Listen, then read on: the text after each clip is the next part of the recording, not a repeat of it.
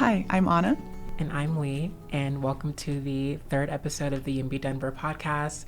Today we are joined by another distinguished guest, Sophia Mayott-Guerrero. Sophia is a seasoned political campaign and community organizing professional with extensive experience in multi-issue community-driven policy advocacy. Over more than a decade, she has operated across local, state, and regional campaigns, applying a rigorous intersectional framework to policy analysis, operational planning, and campaign strategy. She rolled off of Lakewood City Council in November of 2024. Please give a very warm welcome to Sophia Mayott-Guerrero. Awesome. Sophia, it's so good to have you here. I met you when we did the legislative kickoff for YIMBY. Yeah. Right? And you were so fun. Your speech was just amazing, full of energy. I was like, who is this lady? And then I talked to you afterwards, and then I loved, right? You had your python earrings. Yeah, the signature look for this campaign, apparently. And I was like, oh, local artists. Exactly. Yeah. I'm like, Sophia's a cool girl, right? I love it. The combination of getting to hear my bio and then that right in a row, I've never felt more flattered. I'm so happy to be here. Also, trade secret, make your best friend write your bio for you, and then you can edit it, because you will never ever talk about yourself as well as your best friend. That's actually such a good idea. Yeah. I hate writing my own bio. Me too. So I'm going to do that. It feels a little, I don't know, like you're... Yeah, it's so indulgent. Exactly. And it's just and I'm like, I think I'm good at stuff, but when she writes it and then reads it back to me and it's real things, I'm like, oh yeah, okay, I'm really good at this, actually. Again, you're right. Thank you. I can't. Was me. Yeah. So women in politics. Absolutely, exactly. That's what we're talking about, is women in politics. How do women change housing policy? And so we're looking at how have we all been involved in housing campaigns, housing policy.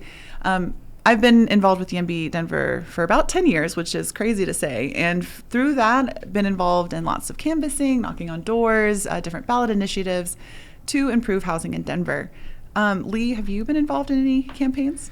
So my campaign experience is less housing related in the past. So that's why I was super excited to bring, some of my expertise to YIMBY. But I think the most significant campaign I've been a part of is the campaign for The Social Dilemma, which was a 2020 Netflix documentary. The audience might remember it as that online documentary that made everybody want to quit social media. And then, a lot of people got back on a few weeks later. But I think it contributed to kind of a long-term, societal understanding of what social media companies actually do and how social media really affects, politics and the way we interact with each other. Yeah. So that film ended up reaching over 100 million households in over 190 countries, according to Netflix data. So that's not necessarily a housing or a local political campaign, but it's definitely, I think that was my biggest hands-on campaign experience. And aside from that, I've done tons of local initiatives. I worked briefly on Senator John Ossoff's campaign in 2020 in Georgia, because that's where my parents live. Oh. So I've got tons of little campaign experiences that I think build to the YIMBY mission. Yeah, it's been really fun to get involved in campaigns. I've met a lot of people. You feel like you're doing really good stuff. But Sophia, before we get into the campaign you are currently managing? Yes. Yeah. You were a city council person for Lakewood. Yes. I'm so curious. How did you get involved in housing advocacy? How did you get involved in the council at Lakewood? Yeah, absolutely. So, I will say that first of all, I was very lucky with my parents. My dad came to Denver originally from Oakland as a part of the Chicano movement, as a photographer and an artist in La Raza. So that's how he was a founding member of the Chicano Arts Council. Oh my that gosh. Is still here and is actually now in the district I got to represent, because they got priced out of Santa Fe Arts District, where it was originally founded. Wow. And he also was a part of the effort that made the Science and Arts Cultural District. Oh, SCFD. Yeah. So he was a part of that effort. And then my mother was a part of the hippie movement and the peace and resistance movement, and lived in Southern Colorado. And they met in Denver when she was moonlighting at a cafe, and she actually was able to get grants from the state to build a preschool in Gardner, Colorado, and that is still the school that's there. It was originally the one that she built with her best friend Ellie Link. Wow. And so I was just kind of raised in this way that those are all really different versions of how to help people, and they're all important, to your point, right? And I think something that's really special when people see the intersection of the housing work that we're doing, and I think that it's really easy for it to become something that's about buildings, but it's not. It's about people, right? It's about people and warmth and like dignity and community building. Yeah. That's what housing work is. Yes, yeah. And it's about trying to create the urban infrastructure and the built infrastructure that like matches our needs as community and as people, right? Anyway, so I was always a little bit political. Yeah. And so like I knocked my first door in like middle high school or early high school or something. Love it. And then I got a theater degree at CSU. And love that too. I had a minor in political science, and the whole time I was like, well, either one of these seem like they'll be pretty good. Yeah, we'll figure it out. Exactly. And you managed to bring them together. Yeah, exactly. And here I am, using both. And so, but I think housing in particular, how I got into that is, my first like full-time paid organizing job was at Conservation Colorado with the Prota Gente program. Love it. And so we were working on climate change, and I was operating in Jefferson County, which is where Lakewood is.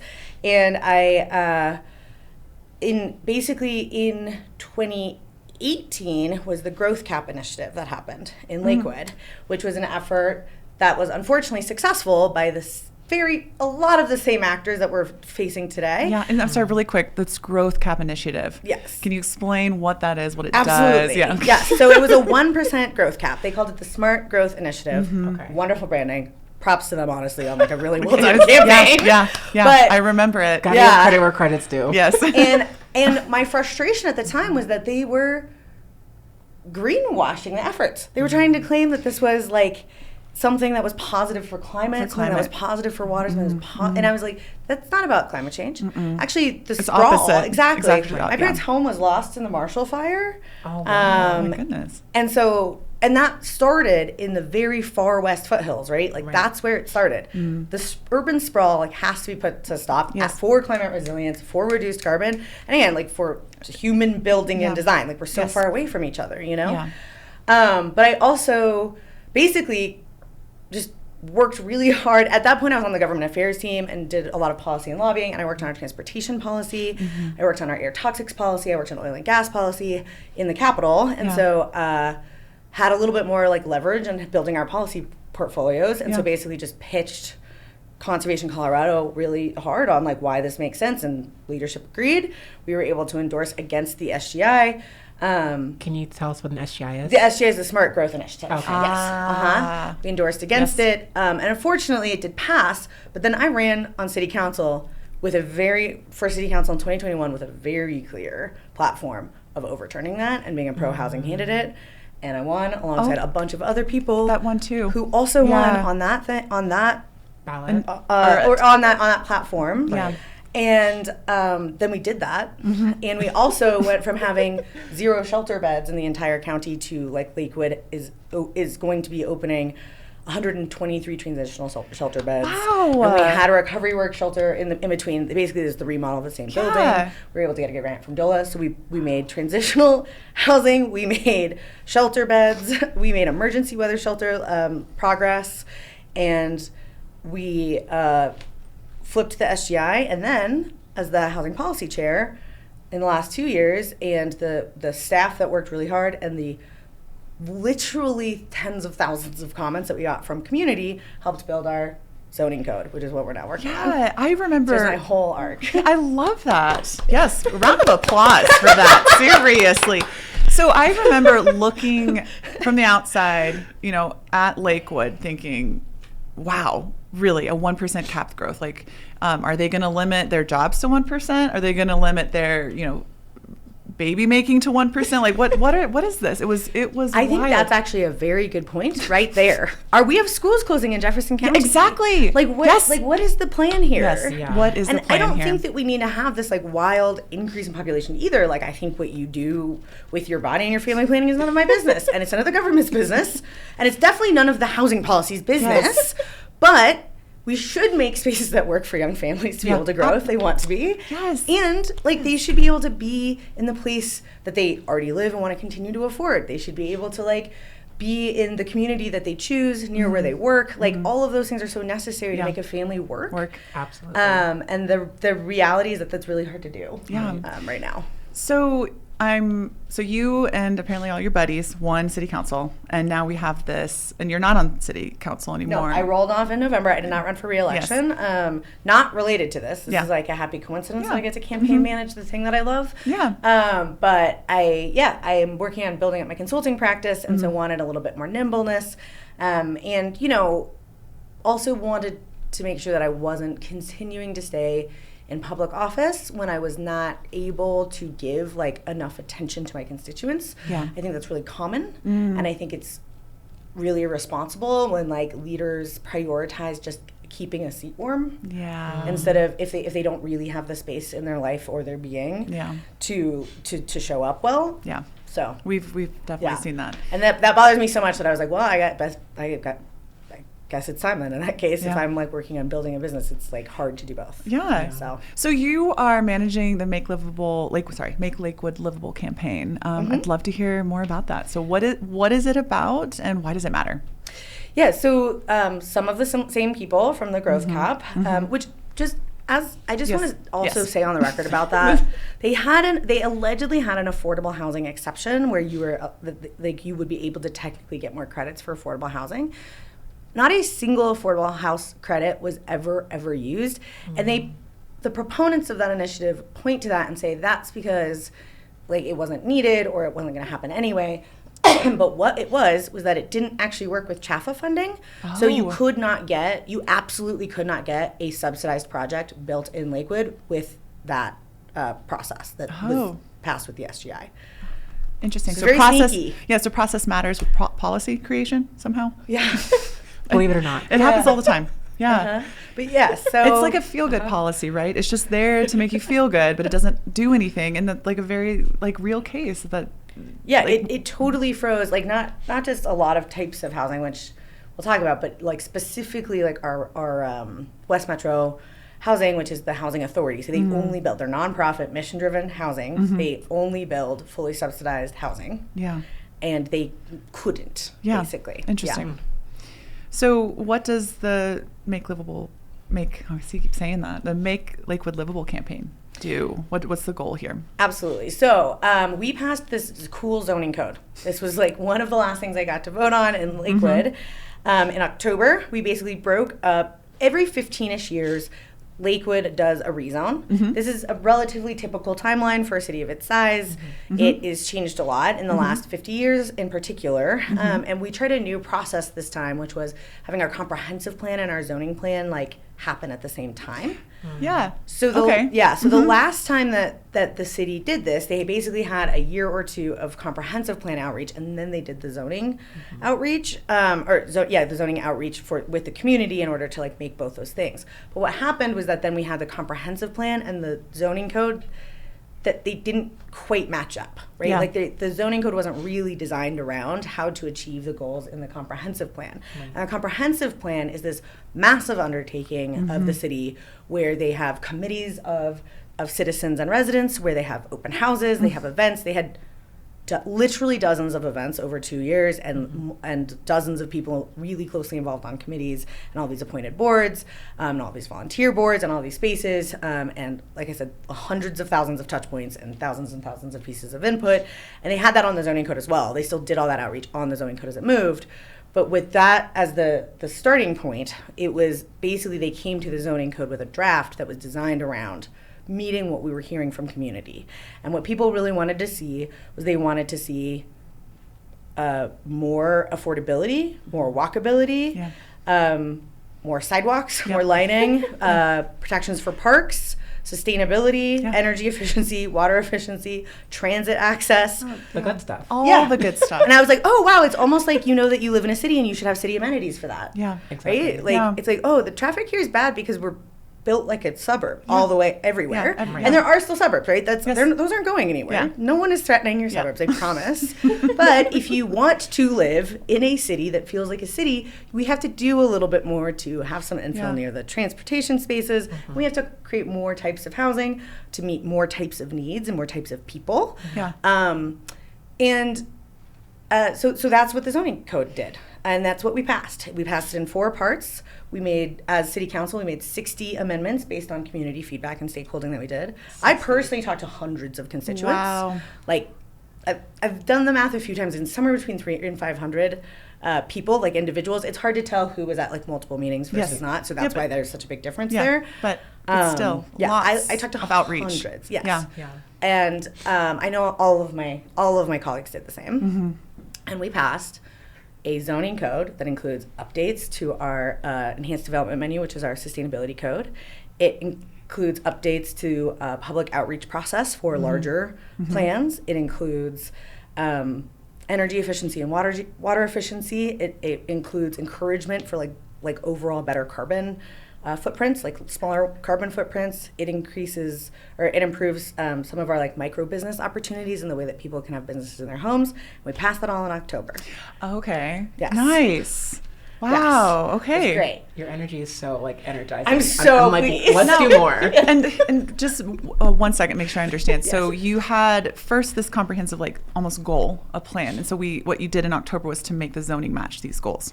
Yes, and to be clear, the zoning code in and of itself is informed by the comprehensive plan, but is its own thing and Yes. had its own process that also had Yes. thousands of touch points, Yes. thousands of points of Yes. outreach, and lots of public meetings. Yes. One of which, like the first time that we passed a resolution as city council publicly in a regular meeting, that said, here's the themes that we as city council and as the leaders that were elected to represent people want to see Mm-hmm.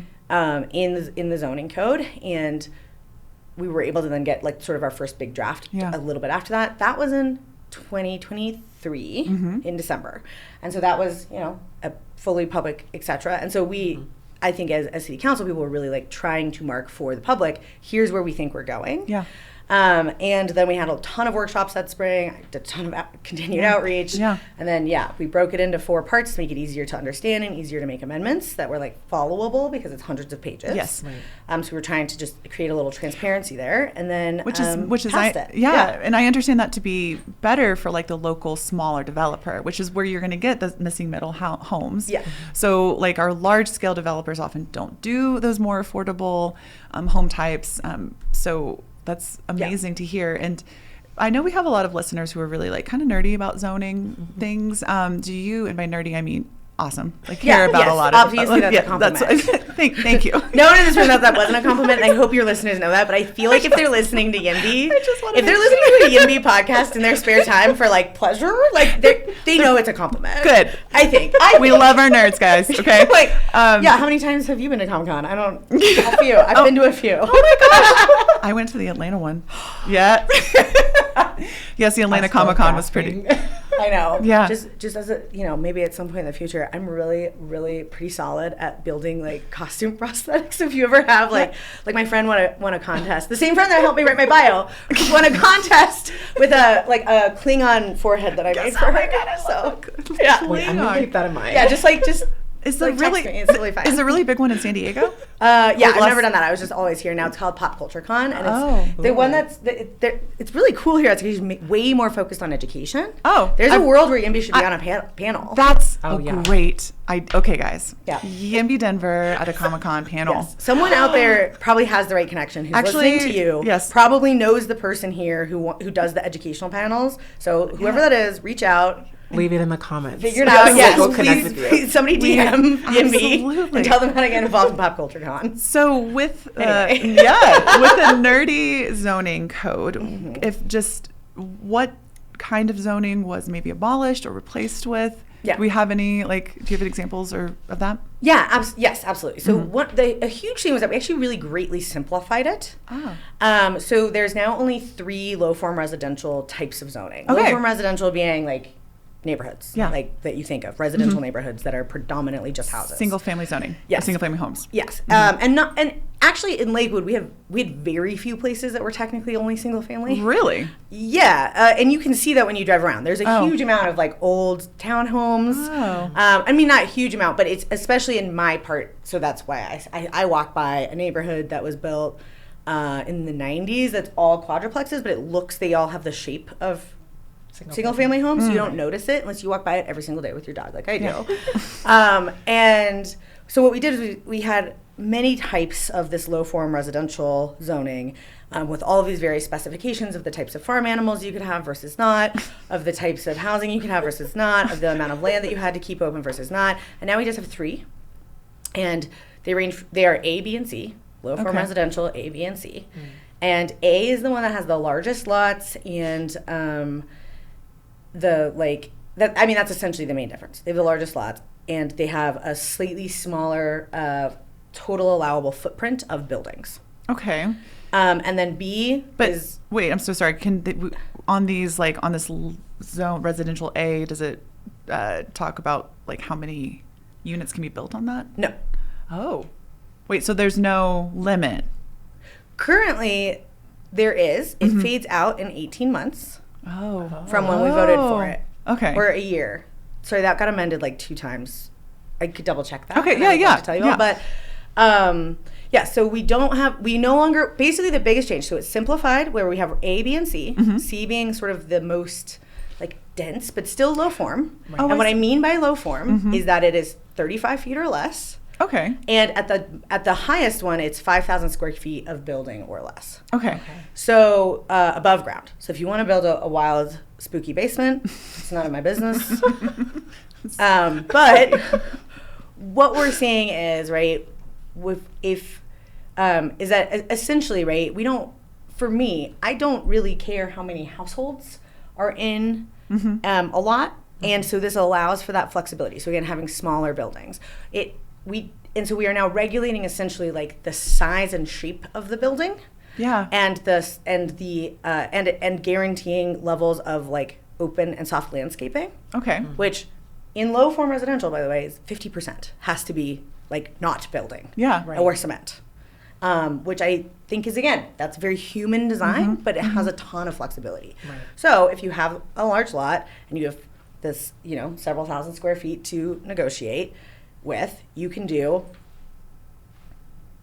4 small houses. Oh, I see. Right. Or you can do a duplex. Yeah. Or you can do 1 giant house. And dealer's choice. So the point is to give people options. It's actually literally property rights. Yeah, no, that's... And we're seeing this too, because I know that some of the people that I met with, I definitely had a lot of folks who were into this who are more libertarian, and I also had a lot of folks who were into this who were super leftist. And I think that's like, that to me tells me, I'm like, I also had people who hated it in both those camps. And I'm like, that feels like I might be doing something sort of right. I don't know. I find it really fascinating who the validators are. Yeah. That actually is the type of neighborhood we are advocating for, where you aren't like restricted to just build this one thing, where you can be like, actually, I do want a huge house, and maybe I'll fill it with like all my aunties and uncles, or just myself. I mean... Yeah, do you? Yeah, exactly. If you have the money to put a swimming pool inside of your giant house, you should. I'm not. But you can also put 4. I'm not sure about actually private swimming pools in Colorado just because of water, but that's not the point here. Don't tell me yet. Don't tell me. I like the idea of a spooky basement, but So then what happened after we passed this is that a group of residents collected signatures to overturn the newly passed zoning code in a referendum. Then a different group of signatures, not like. Now I am collaborating with these citizens, but at the time I had nothing to do with this. They are self-organized, just like the side that's gathered petitions. I think that's one of the entrenched narratives that we hear, is that like the side that's trying to protect the zoning code is somehow like steeped in the establishment. Yes. And like the developer's pocket. Board of people I'm working with is like a pastor. Yeah. And then like someone on the planning commission. And then like some guy named Robert, right? He's awesome. He's in YIMBY. He'll hear it. Hey, Robert. Right? So it's like, there's it's literally the people who just care. And so those are the folks who basically tried to look at the petition legitimacy. They had dozens of volunteers show up to like go through the petitions and find what signatures were real or not, essentially. And that process happened through December. And then at the end of December, the petitions were all certified, definitely a referendum. Then City Council has 2 choices at that point. Yeah. They can either vote to accept the referendum and say, cool, we're going to go back on 2 years of hard work, on thousands of dollars of taxpayer money that went into all of this outreach, into the staff time, into whatever. And we're going to redo a thing that's deeply complicated. that took several years and thousands of people to make happen in this honest, transparent way. And we're just going to say, yeah, you're right. Don't do it. Actually, never mind. Yeah. Actually, never mind. That was actually our bad. Never mind. Or they can say, we think that the people of Lakewood should decide and give it to the ballot. Yeah. And give it to an election. And so we have a special election to decide if we're keeping the new zoning or if we're going back to our old ways. Oh, I see. On April 7th. Okay, so it's really just keeping what you guys did all that work for. Right. Oh my gosh. Yeah. That is wild. Yeah. And the other thing too is whether or not you think that the zoning code is 100% right, you should really think about the idea that do you think what we were doing before was working? Yes. Right. Like, do you think that the last 15 years of a cost of living crisis and growing numbers of unhoused people and more and more people in that space of being burdened by their cost of living, do you think that was working? Yeah. Because if the answer is no, then you have to try something else. Yes. And this is that effort. Yes. Like this, we are trying to model what that can look like. Yes. And if we have to adjust that, sure, great. Right. But don't throw the whole effort away. Yeah. Yes. And that is what this is trying to do. It's trying to say, I actually liked it the old way because I already have a big home and I already live here and I already have enough money and I am secure and I would like to pull the ladder up behind me because I don't want new neighbors. I'm kind of afraid of them. Yeah. I don't like that. No. Exactly. That is what YIMBY stands for, is these small community campaigns, making sure that our neighborhoods, our cities are livable, walkable, affordable, right? And so it's so good to hear that all this work you're doing to make your community better. To even hear your background of following in the footsteps of your family, your mom and dad. Thank you. How proud are they? They're so proud. We hung out last night. Oh my God. Seriously, you're doing such great work. We actually hung out last night because my mom was invited to read a poem at a Reform Jewish Shabbat as a part of their climate advocacy program where you all were flagged as a good organization to get involved with. I love. Oh, thanks. And so we did that. Success. No.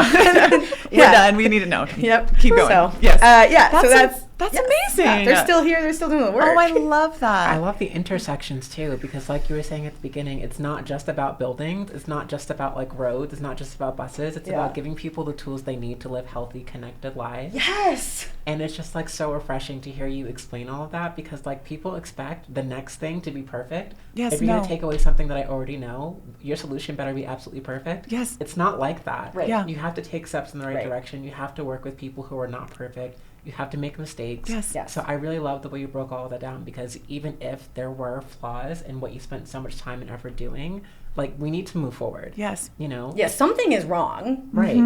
This is a very serious attempt to fix it. Exactly. Yes. It is an earnest, transparent, democratic process with your elected, community-centered process to try to fix it, done by some of the most, honestly, earnestly caring people. The Lakewood City Council is filled with people, even the ones who disagree with me on things, just to be clear. I'm also talking about the people who voted against it. Yeah. They are people who are doing their best and thinking so hard and spending so much of their time to try to get it right for the people of Lakewood. And that is a magical thing. So even the folks that have had a really hard time with me on that city council, I think are people who are honestly earnest and are good leaders who are attempting to live the values that they promised that they would. And I think that's impressive. And that's who I want to surround myself around, is people who know their values, lead by their values, and care. Yeah. Right? Even if they disagree with me, and disagreeing, even if I'm not necessarily about this campaign necessarily, because obviously we are very for this campaign, but disagreeing can also bring about a good conversation in how to best move forward, right? Yeah. It doesn't have to be bad. And the folks that voted no on the overall thing also still helped workshop some of those amendments, right? There was still collaboration that happened. Yes. And I think that it's a time that it feels so scary. Like the government feels so scary right now. It really does. There's a lot and going, the idea that I think a lot of us have to feel right now, like our government doesn't really want us to exist, is really alarming. And this coincides with other difficult issues in Lakewood and difficult federally, obviously. And so I think that there's also this real opportunity with this campaign to just like recognize that we can do things together. Yes. We have more in common than we have apart. Right. And that like, when we're not feeling totally, when we are not being actively targeted by systems that are trying to harm us, we can actually like make things beautiful together. And I also want to be super clear that when I'm talking about like the folks who are like, I actively want to pull up the ladder behind me, the folks who are really conscious of that are the people who are the spokespeople who are like championing the opposition. The regular folks about who's like trying to figure out how they vote, I just want to be clear, I'm not talking about them. They are figuring out a 400-page zoning code. Right. While they also have to work and take care of their families and live their lives and read the news every day and freak out. And they're trying to figure it out. And so, like, again, that is not what I'm talking about. And that's why small media like this matters, right? Because we want to help people get that information out there. It is very hard to keep abreast of like what's going all around us and what is real, what's not. And when you have a campaign that dresses up their campaign as saving the environment, making like what was the 1% Lakewood campaign called? That like growth, the Smart Growth Initiative. The Smart Growth Initiative, right? It sounds awesome. And I feel like that's like a theme of this episode as well. Just like campaigns, communication, branding, marketing. Like the way you say something, who's saying it, when you say it. I feel like we've seen over the past few years, all of that is so unbelievably important. Yes. Honestly, some might say more important than what's actually going on. Yes. So I really appreciate how you're breaking down like what you hear versus what you get. Yeah. You know, because I think that like from a local all the way up to a national or even international level, people need to, it's media literacy. People need to understand like the note behind the note, as we used to say in documentary film. Oh, the note behind the note. Interesting. I love that. I will also just say, first of all, even if you want to vote the opposite way, but you just want information, I will give you accurate information and help you vote. Absolutely. Democracy is my number one value. I used to work at the ACLU. I was the ACLU of Colorado. I was the advocacy director. Yes. So that was my most recent like W-2 before I went into consulting. Love it. Most recent W. They're cute, fabulous, and like that they are, civil rights, right? So that's first. So if you hear this and somehow you're on the YIMBY podcast and you hate this, I would still help you turn in your ballot accurately, right? Like, which to be clear, if you like what I'm saying, vote no on April 7th. Protect the code. Vote no on the rollbacks. Got it. Love it. So, okay. Speaking of why? messages. Right. I hope we do. Very clear and direct message. Yes. Vote no on April 7th. Perfect. Yeah. But why would people in Denver care about this? So if we don't happen to live in Lakewood, why does this campaign matter? I think there's a few reasons. Yeah. One of the issues that you really see in some of the more recent development in Denver is like these intense infills that are happening in very small places. So like in Lakewood and Denver meet on Sheridan. And so people often reference some of the new builds around Sloan's Lake as being very, very expensive and very, very tight and lot line to lot line, which is actually not the kind of thing that we just legalized. We actually got rid of slot homes in this zoning code. But part of the issue with that is that in the neighborhoods where it's allowed in Lakewood, the minute that it can happen, it has to in that neighborhood. So you end up with whole neighborhoods where the character changes really fast instead of that development being spread through the city, taking the pressure off of the neighborhoods that have been upzoned. Yes. So when you do it collectively, which are often across, black and brown neighborhoods. Exactly. Yeah. Yes. Yeah. And so when you and so when you do it, when you pocket zone like that, that's the history of redlining. Yes. That's we could do a whole other one about that. Yes. I would literally be so delighted to talk about that for 2 hours in Denver and Lakewood. We could look at the overlay of the environmental pollution hotspots and the redlining. Yes. Oh, so fun. We should. Well, okay. Anyway, I mean, not fun. It's like bad, but I'm excited. I'm sorry. Nerds. Excited to talk about why it matters and how they're intersected. Right. Because racial environmental injustices happen often together. Right. And housing. Like that. And housing is so much, redlining was so much of how we did that. Yes. Right. And I don't think that that's the main intention of people who are now doing pocket zoning. But when you're building, again, when you're building it on that system, that's why we had to do such a big change. Yes. Is because when you're building it on the system that was made to harm people disproportionately across racial divides and class divides, you end up like often increasing that harm, even if your intention is to do the opposite. Right. And so that is something that we see in Denver, right, where they've had some of these, I think there was like the opportunity neighborhoods was the word. And so it matters because housing, my point with all of that is that housing is a whole region. Like the RTD is the district that we're in. Our counties and our cities touch. Yes. Our people touch. Yes. Like our environments touch. Yeah. Sloan's Lake, for example, that side of the street is Denver, and across the street from it, you are in Lakewood. Right. Yeah. Or Edgewater, depending on what part you're on. Right. Sloan's Lake. Some of it is Lakewood, some of it's Edgewater. But exactly, yeah. right? So I think that we really all need to be working together towards solutions. And I think that that's one big thing. I also think that if we win this campaign, it is a helpful political proof of concept to help City Council be brave. Yeah. Denver City Council be brave. To help Denver City Council be brave. Because we can point then to Lakewood City Council, Lakewood residents saying, see, this is we what liked it. we liked it. We want it. This is the same in Denver. Denver residents want it. Also, from my understanding, like a campaign in Denver can look at all the work you've done. Say, okay, what worked here? How can we use this in our own city? Absolutely. Right? And I really do, I want to say too that I don't mean that as any shit. I think Denver has a pretty tremendous leadership. I think that it is extremely difficult based on personal experience to have 15 meetings in a row that are with 20 to 30 people at a time that are all really excited about this and trying to be helpful. Yeah. And then you have one meeting where you have 60 people yell at you, follow you to your car, threaten you, email things about like that they know where you live. And if you have that happen one day, even though you've had a whole month of having great interactions with people, if that's the day you have to vote, it's really, really hard. Yeah. Wow. And so I'm not saying that that is an excuse for voting poorly on things. But it is your job as an elected to have a backbone for your values.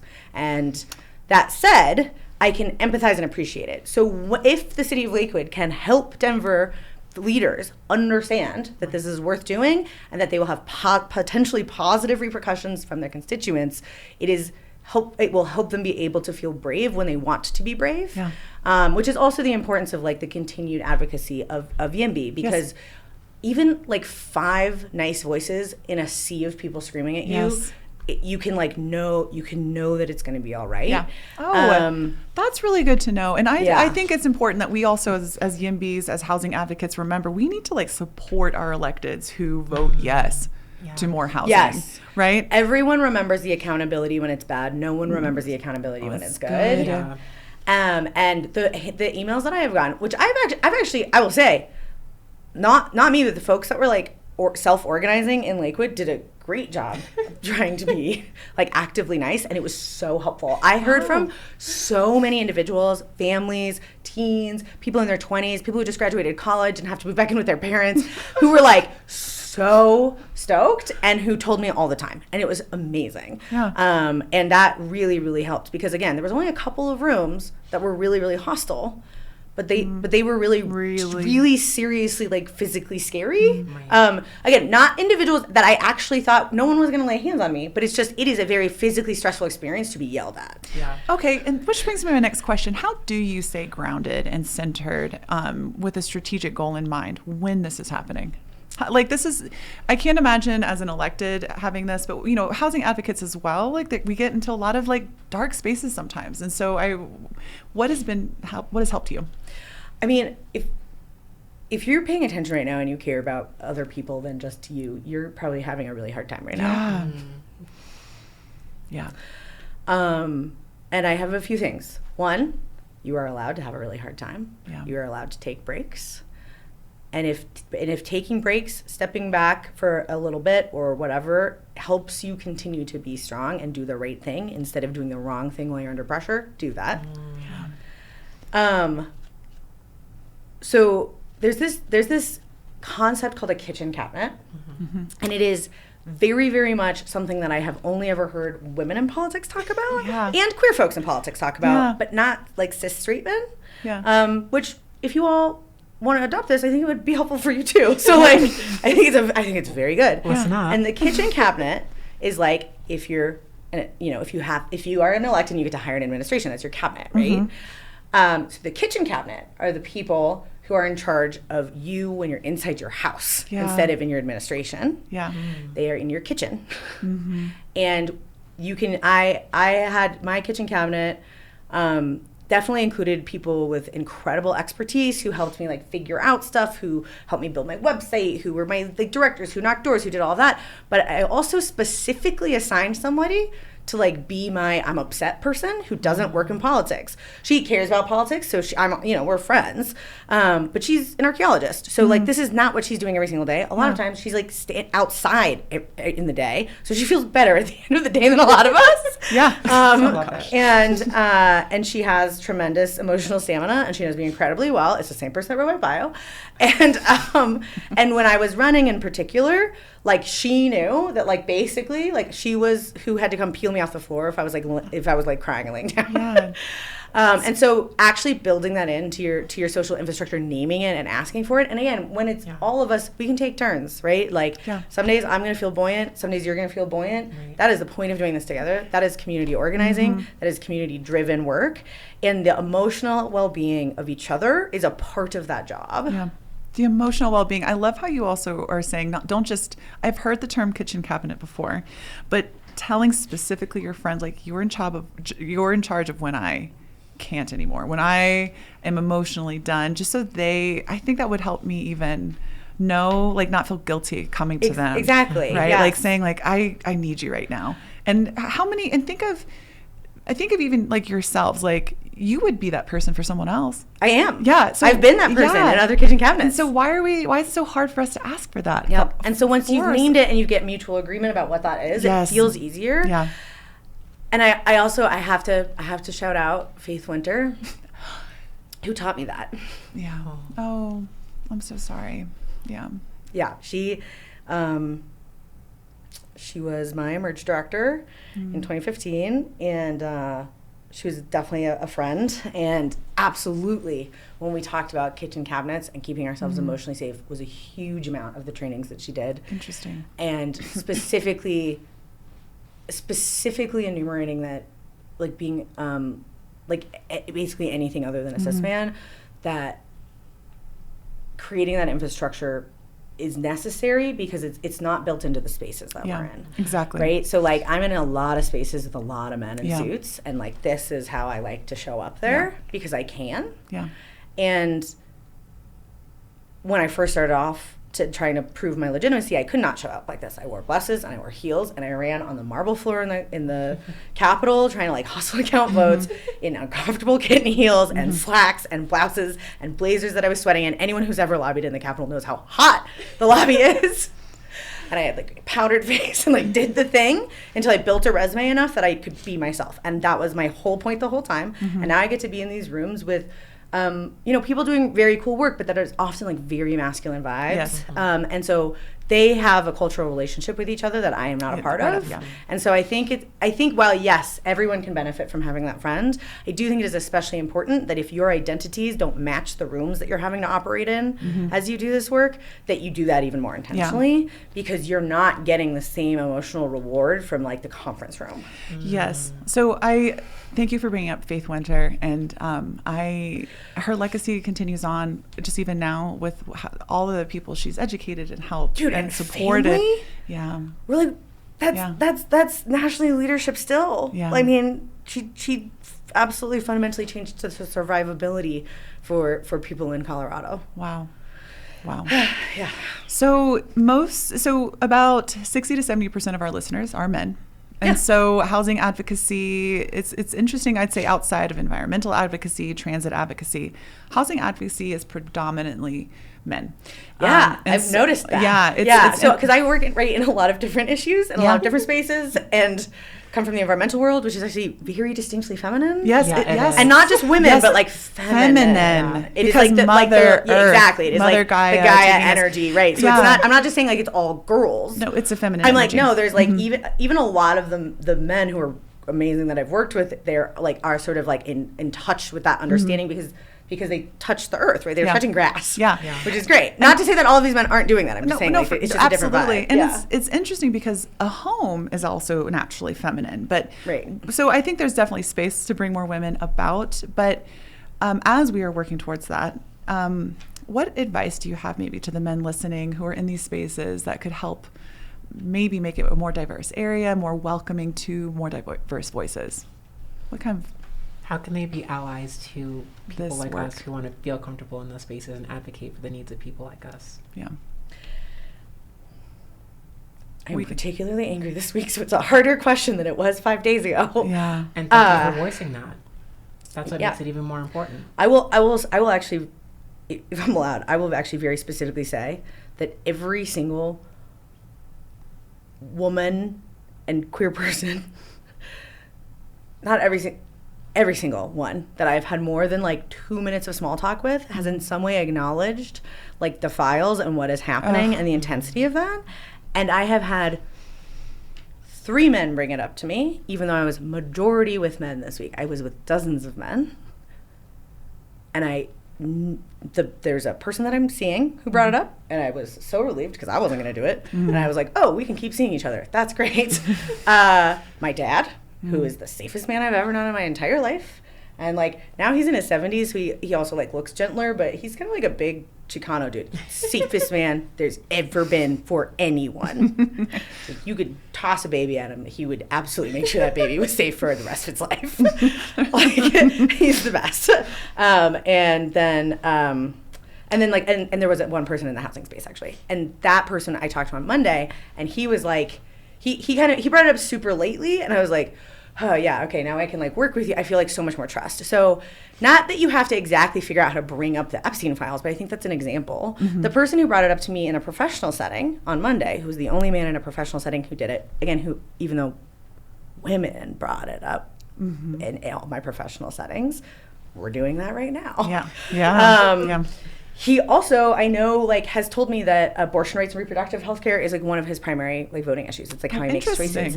And I didn't notice until he said that I'd never heard a man say that before. Right. Yeah. Well, specifically, I'd never heard anyone like who doesn't have a uterus say that, right? So I've had some trans men who have said that. Yes. Right. Okay. Which I get. So like shout out trans men, but like but like cis men, I've never heard them say that to me. I've not over 100,000 doors. That's when I stopped counting. I've knocked over 100,000 doors. That is when I stopped counting. And like, and I've done it on candidates, on issues, for Planned Parenthood. Like, I have like done the thing, and I have never at the doors. You ask, what's your most important issue? Reproductive health care. Often, if it's like a femme presenting person, I'm gonna like get that answer a lot, especially recently. Never, ever, ever had I heard it from like a male presenting really cis dude at the door. Yeah. So like, what is that about? Yeah. So just even signaling like a care for women reproductive rights, women's health as a priority to them has helped you feel more comfortable in those spaces? Yeah, those were really fascinating. Obviously. And then I really want to, I think in the housing world, it's so easy to like assume someone's there just because of the housing, which is good, but all 3 of us talked about at the beginning the layers of intersection that brought us here. And I think because there's more opportunity, particularly for white men, to just be invited into policy and politics in a straighter line, it is less likely or less necessary for them to have come here in a roundabout way. Yeah. So I think that's the other thing is to try to do some of that reflection and thinking about like what are the like core values and principles? Like how are you centering yourself on the idea that this is not about buildings, that it's about people? And I know that they all know that theoretically, but like really like meditate on that. Yes. I think we'll create a little bit of a softer vibe. I would also say like invite your the powerful, smart women that you know, not just to YIMBY events, but into like spaces where decisions are being made. If you're like say on a board with women, and you're gonna go to a meeting with like an important person, and you're like, I got it handled. I'm such an expert. Bring the young woman, like bring the woman with you, and elevate her voice in that meeting so that like she has more access to the power that you have access to. Yeah. Because that's actually really a lot of how I got to be where I am, is men and women opening doors for me and telling me I'm already sitting in this room, like, and it's not a metaphor. It's like actually literally opening doors and going, hey, Sophia, I think your voice could be helpful here, and letting me come in when I had no business being in those rooms. And now I do. Yeah. But like, I was like 24, theater degree, like lobbying. I'm like, I write policy. You know what? I wrote really good policy, it turns out. But it's because I had all these people doing that. I feel like even people, you know, in my life, like even if you aren't in that person's life day to day, you remember that one door they opened that like led to so many other things that you couldn't even have even expected. 100%. So I think that's just a good practice, like bringing in those diverse voices, bringing in the person that wouldn't have been in your room, right? You know, if not for you. Yeah. Right. Yeah, because like it's unlikely that you don't actually know the person that could come to those things with you. Right. Yeah. You do. You already know them. Yeah. I do want to say one more thing on that of like you remember the people that open doors, even if they're not in your life day to day, that like that you remember the moments. I'd like to share that like absolutely to brag, I present in high school classrooms. I have friends who are college professors, and I present in their like master's programs classes every year about what this work is and how to do it.